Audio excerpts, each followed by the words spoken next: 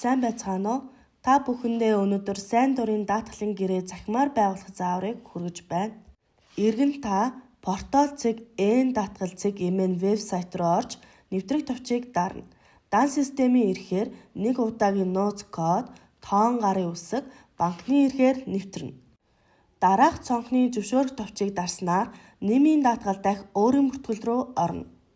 Миний профайлууд гэсэн цонх харагдах ба өөрийн бүртгэл дээр дарж орно.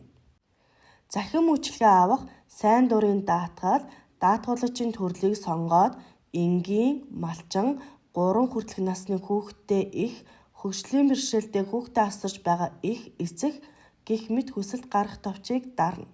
Гэрээ байгуулах, ерөнхий мэдээлэл оруулах хэсгийг бүрэн гүйцэд бөглөж, мэдээлэлээ үнэн зөв оруулсан хэсгээ нэгтлэнэ. Нийгмийн даатгалд сайн дураар даатгуулсан тухай гэрээтэй сайтарт танилцаж, гэрээний нөхцлүүдийг хүлээн зөвшөөрч байвал үргэлжлүүлэх товчийг дарснаар таны хүсэлт нийгмийн даатгалын байгууллагт илгээгдэх бөгөөд тухайн сарын шимтгэлээ төснөөр таны гэрээ хүчин төгөлдөр болж баталгаажна.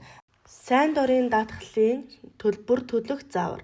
Төлбөр төлөх товчон дээр дарна, эсвэл профайл хүсэлтийн түүхтээр дарж орно.